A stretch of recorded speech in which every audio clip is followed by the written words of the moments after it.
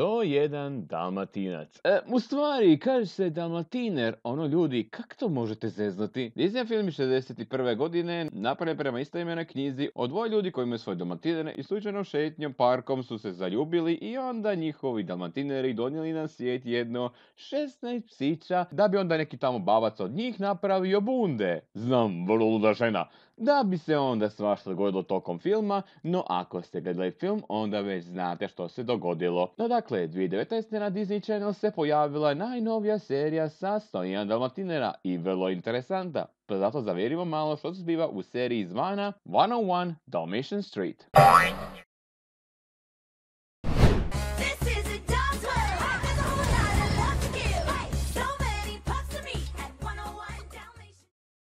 Ulica Dalmatinera 101 je serija gdje imamo 101 Dalmatinera koji žive u velikoj kući na kućnom broju koji stoji u naslovu, vrlo kreativno, nema šta. I ujedno ova serija se događa jedno 60 godina nakon događanja originalnog filma, što znači da pratimo unuke Ponga i Perdite kako svašta proživljavaju u navedenoj ulici ili po nekom dijelu Londona. Da, ako niste znali, mjesto radnje je London. Sam što ovdje nisu baš svih 101 bitni, hvala Bogu, već jedno njih 10. A koji su to? Pa idemo redom. Dylan i Dolly, najstariji među psićima koji paze na ostalu braću i sestre dok su tata i majka na poslu. Dylan je čistunac i često voli imati sve organizirano, a Dolly je suprotno, ona uvijek voli se zabavljati, često padati u nevolje. Dog i Lala, roditelji naših 99 psića koji su većinom vremena na poslu, ali opet kada su oni u epizodi zna biti vrlo zanimljivo.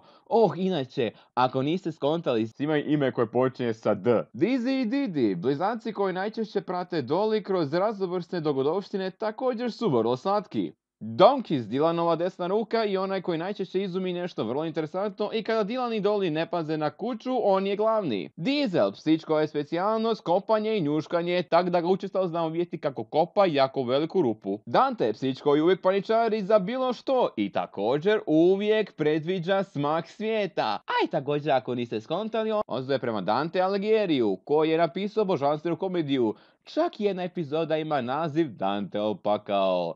I da od svih psića ima nemoguć raspon pjega, jer ako vidite on je crn sa bijelim točkama. Destiny, Dallas i Deja Vu, trojke koje su glumice i one koje donose najveći prihod u kuću. Također su influencerice. Delgado, psić koji je kratak za stražnje udove, ali zato je pun energije i također može trčati vrlo brzo. DJ, psić kojem je zadatak puštati muziku. Mislim, samo ime govori. Dipek je zadužen da sve drži na miru. Čak se zna družiti sa mačkama, na koje je Dylan jako alergičan. Dimitri, 1, 2 i 3 su opet trojke koje najčešće viđamo kako se igraju međusobno. Da Vinci, psić koji je vrlo talentiran za slikanje. I Dorothy, najmlađa koja nema pjege, ali najčešće zna biti izvor problema za pojedine situacije. I to bili svi koje smo upoznali od njih 101, vrlo zanimljiva obitelj, zar ne? Opet i njihovi prijatelji susjedstva su isto vrlo zanimljivi, posebno Alisa koja pri tome ima zlatni zub.